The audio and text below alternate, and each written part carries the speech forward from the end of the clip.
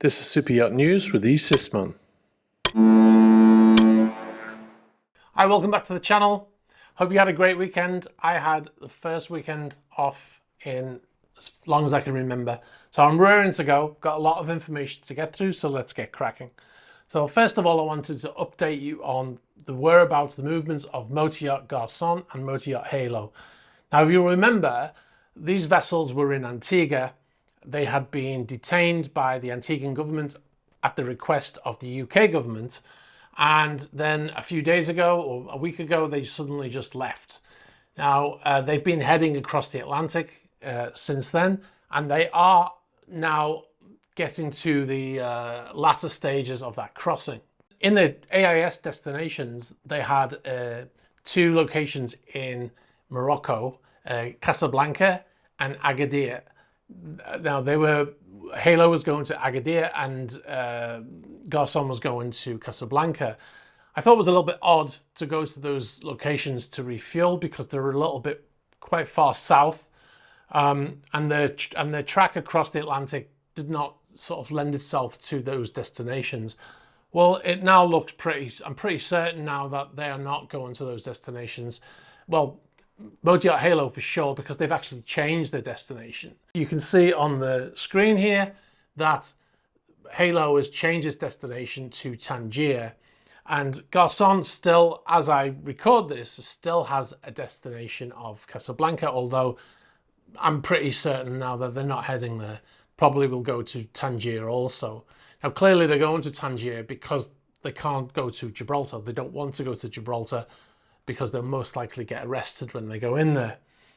So both vessels have got a range of about 4,500 nautical miles at about 12 to 13 knots, which is the speed they've pretty much been doing on the whole crossing. So at some point they're going to need to refuel. So most likely Tangier will be the place to do that.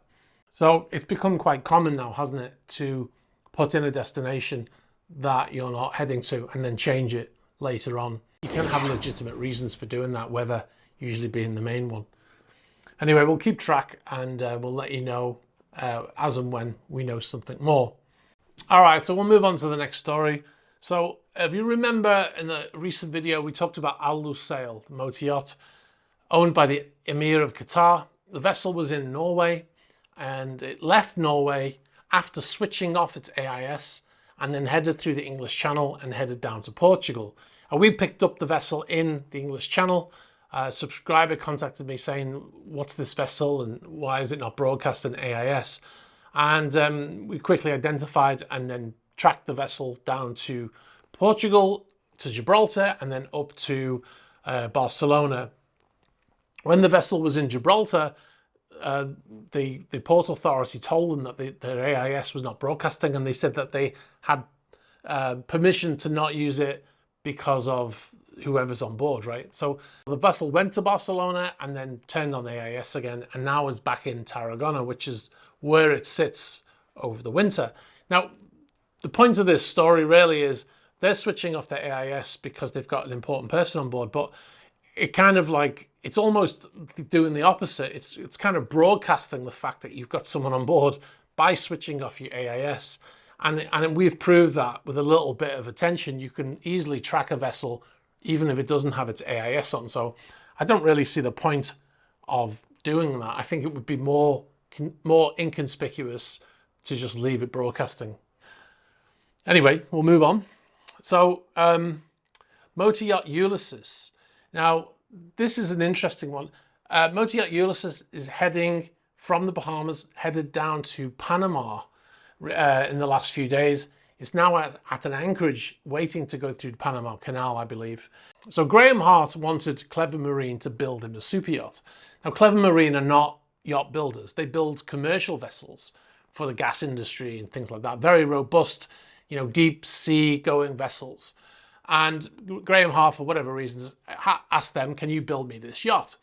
So they said, well, we can build it for you, but you'll have to put in a minimum order of 2. So, okay, why have one when you can have 2 at twice the price, right? So he builds the first yacht, calls it Ulysses. It's delivered in, I think it was 2016. And then he uses that vessel for a couple of years until the second one is ready, which is this one, now called Ulysses. He then sells the first one to a Russian billionaire called Yuri Milner. And then a few years later, he sold the second one, and we believe that Yuri Milner also bought the second one, the larger one. First one was about 108 meters, I think, and the second one 116 meters, or 380 feet, as I said earlier. And the second one's slightly improved, slightly longer, had slightly different features.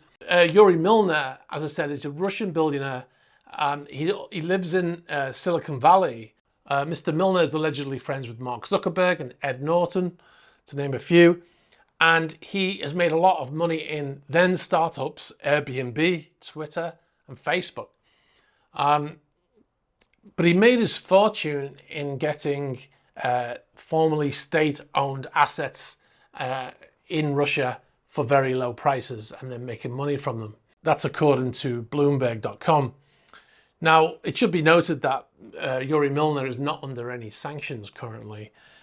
Anyway, the vessel left the Bahamas a few days ago and headed down to Panama, and it's now going to go through Panama Canal. In itself is unimportant, but this is what Motia Amadea did. The difference is that the Amadea was allegedly owned by someone who was on the sanctions list. But it's just interesting that it's sort of taken the same path. And we'll keep track of the vessel and we'll see where it heads and see if anything happens to it. All right, so we'll move on to the next story. So Motia A disappeared in the Maldives around the beginning of March. The vessel has turned up in Dubai recently, in the last few days. Now, the vessel was in Ras Al Khaimah for a long time. So the quick backstory, vessel is owned by Andrei Melnichenko. He was placed on the sanctions list on, I believe it was the 9th of March, but it was around the beginning of March. His other vessel, Sailing Yacht A, was in dry dock in Trieste in Italy. The vessel has been arrested, it's been there ever since. And Motor Yacht A was in the Maldives. They turned off the AIS and disappeared, went dark. And we found them in Ras Al Khaimah, and it was laid up there for a long time because both vessels were deflagged by the Isle of Man. But now Motor Yacht A has turned up in Dubai, and it is very close by to another yacht that is owner is under sanctions, and that is Ocean Victory. And it's in an area called the World, and it's a man-made archipelago of small islands that it's created in the shape of the world. And the vessel has been there for a few days now, based on the operations that we've been able to see. So we have some satellite footage here from highsutton.com, and we believe that this is Motor Yacht A on the left-hand side and Ocean Victory on the right-hand side. So we've not been able to confirm, we don't have any video footage or any photographs of Motor Yacht A in this location. So we're not able to confirm if they have reflagged, but it seems possible that they have reflagged because they've moved after being sat in Ras Al Khaimah for so long without a flag. Now the tenders, the boats that they use to get to and from, they are flying Marshall Islands flags. Now it's usual for the tenders to fly the same flag as the mothership. Now you can register the tender in its own right with its own numbers, MMSI numbers, etc., and own call signs, etc., and they can stay on a different flag. So it doesn't confirm that Motor Yacht A has reflagged with Marshall Islands. And also, in the past, Motor Yacht A was a Marshall Islands flag, did have a Marshall Islands flag, so that could be the tenders could be left over from then. So if you're in the area, please be sure to get a photo or video of this vessel and send it to me through the normal methods. All right, so I've got an update on a previous story in the previous video. Quite a few people were triggered by the title of the previous video. So in the previous video, we had a story about the Coast Guard, the Turkish Coast Guard, intercepting a yacht that was allegedly carrying drugs. Quite a few people got upset with the title of the previous video, saying it was biased or misleading. So before I show you the title, I will tell you give you a brief explanation of what the story was, and that was that a Turkish Coast Guard vessel intercepted, fired upon, and rammed a US flagged super yacht. Yeah, so that's it. So that's what was happening, and here's the title on the screen now. So I don't know how that title can be biased or misleading, but I thought I'd just bring that up because I thought it was quite funny that people can somehow decide that that's a misleading title. Anyway, we got an update in that story.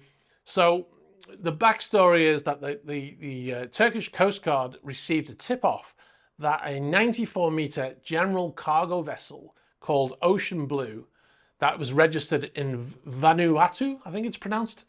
That vessel, they got a report that that vessel had drugs on board. So they decided to follow the vessel into the area where it dropped anchor, and they observed the vessel for a time to see what happened. Now this yacht, this Bolger, B-O-L-G-E-R, came alongside this tanker or this cargo vessel, and they were observed putting something on board, and then the yacht left. So then the Turkish Coast Guard pursued the yacht, and you know the rest of the story. They fired upon this yacht to try and get them to stop. The yacht was trying to head into Greek territory, and the Turkish boat then rammed the vessel to make it stop. In the pursuit, the people on board the yacht are said to have thrown over 60 kilos of packages into the water to try and get rid of the evidence, which the Coast Guard then collected, and they found a further 25 kilos of drugs still on the boat. In actual fact, that was the Turkish Interior Ministry that said that they recovered the 84 kilos or 185 pounds of drugs. All right, so I think we'll leave it there. If you've got any information about any of these stories, any data, any photos or videos, please contact us through the usual way. You can get us on the About page of the YouTube channel. You can get us on Instagram. You can get us on Facebook Messenger. And you can also get us on Threema, and Threema is completely anonymous. So you can, we're not sponsored by Threema, by the way. It's just a very useful tool if people who want to be anonymous and want to get in touch. So you can scan this with your app, or you can type in this code down here, and that will get you through to us, news at Eastman Super Yachts. Thanks very much for watching. Be sure to like this video, subscribe if you haven't already, and hit the bell for future notifications. We still have around 70% of all of our viewers are from non-subscribers. That's easy to say, are from non-subscribers. So please be sure to hit that bell or hit the subscribe button, because it's free of charge. We don't charge you anything to subscribe. So please be sure to hit that and hit the bell so you get notifications of future videos. All right, thanks very much, and I'll catch up with you soon. Bye-bye.